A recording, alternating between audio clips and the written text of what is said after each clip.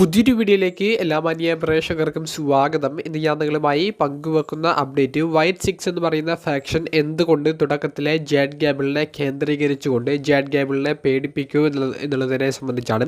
അപ്പോൾ നമുക്ക് അധികം ദീർഘിപ്പിക്കാതെ നേരെ വീഡിയോയിലേക്ക് തുടക്കാം. ഇന്ന് നടന്ന റോ എപ്പിസോഡിന്റെ തുടക്കത്തിൽ മെയിൻ ഇവന്റ് ജെ ഊസോ റിംഗിലേക്ക് വരുന്നു. Money in the bank premium live ഇവന്റിലെ ലേറ്റർ മത്സരത്തിൽ ജെ ഊസോ വിജയിക്കുമെന്ന് പറയുന്നു. അവിടേക്ക് ജാഡ് ഗാബിൾ വരുന്നു. ജാഡ് ഗാബിൾ വൈറ്റ് സിക്സിന്റെ ആക്രമണത്തിൽ നിന്ന് രക്ഷപ്പെട്ട ആ മിറാക്കിളിനെ സംബന്ധിച്ച് സംസാരിക്കുന്നു. മിറാക്കിൾ എന്ന് പറയുന്നതിനോട് ഇനി തൻ്റെ ഒരു പിക്ചർ വെച്ചാൽ മതി എന്നുള്ളത് ജാഡ് ഗാബിൾ പറയുന്നുണ്ട്. പിന്നീട് ജെ ഊസോയ്ക്കുള്ള ഒരു വാർണിംഗ് പോലെ ജാഡ് ഗാബിൾ പറയുന്നത് ജെ ഊസോയുടെ ഫാമിലിയെ വിട്ടു വന്നതുകൊണ്ട് തന്നെ വൈറ്റ് സിക്സ് നിന്നെ ആക്രമിക്കാനുള്ള സാധ്യത ഉണ്ടെന്നാണ്. അപ്പോൾ ജെ ഊസോ പറയുന്നുണ്ട്, എനിക്ക് വൈറ്റ് സിക്സുമായി യാതൊരുവിധ പ്രശ്നങ്ങളുമില്ല, അവരുടെ ഫയർഫ്ലൈയെ അവർ കൊണ്ടുപോയിക്കോട്ടെ, അത് ഞാൻ കൊണ്ടുപോയിക്കോട്ടെ എന്ന് പറഞ്ഞിട്ടുണ്ട്. അങ്ങനെ പറഞ്ഞു നിൽക്കുന്ന ഒരു സമയത്ത് ഈ രണ്ട് റെസ്ലേഴ്സ് തമ്മിലുള്ള ചെറിയൊരു ഫൈറ്റ് അവിടെ നടക്കുന്നുണ്ട്. ആ ഒരു ഫൈറ്റിന് അവസാനം ജെ ഊസോ ഇങ്ങനെ ആ സ്പ്ലാഷ് ചെയ്യാൻ വേണ്ടി നിൽക്കുന്ന സമയത്ത് ജാഡ് ഗാബിൾ അവിടെ നിന്ന് രക്ഷപ്പെട്ടു പോകാൻ ശ്രമിക്കുന്നുണ്ട്.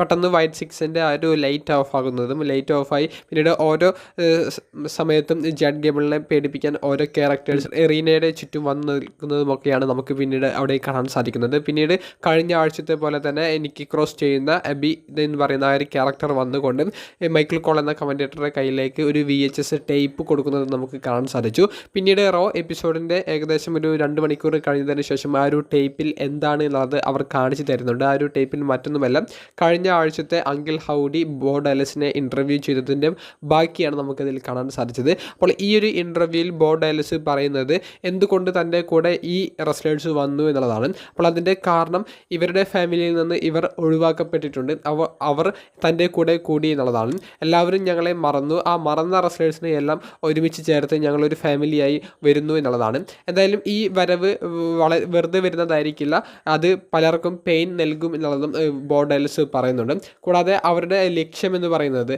അതായത് ഫാമിലിയിലുള്ളവരെ ഒഴിവാക്കുക, അതുപോലെ തന്നെ ഫാമിലിയിൽ നിന്ന് മാറി നിൽക്കുക, അങ്ങനെയുള്ളവരെ മാത്രമാണ് ഞങ്ങൾ ലക്ഷ്യം വെക്കുക. ഉദാഹരണത്തിന് ജാഡ് ഗാബിൾ ആൽഫ അക്കാദമി എന്ന് പറയുന്ന ഗ്രൂപ്പിനെ എങ്ങനെയാണ് ദ്രോഹിച്ചത്, അതുകൊണ്ടാണ് ജാഡ് ഗാബിളിനെ വൈറ്റ് സിക്സ് അവരുടെ ഒരു ലക്ഷ്യം വെച്ചിട്ടുള്ളത്. ചിലപ്പോൾ ജാഡ് ഗാബിൾ കഴിയുന്നതിന് ശേഷം ജെ ഊസോയെ ആയിരിക്കും വൈറ്റ് സിക്സ് ലക്ഷ്യം വെക്കുക. കാരണം ജെ ഊസോ ബ്ലഡ് ലൈൻ ഗ്രൂപ്പിൽ നിന്ന് പുറത്തേക്ക് വന്ന റെസ്ലറാണ്. അപ്പോൾ ജെ ഊസോയെയും വൈറ്റ് സിക്സ് ആക്രമിക്കാനുള്ള ഒരു സാധ്യതയുണ്ട്.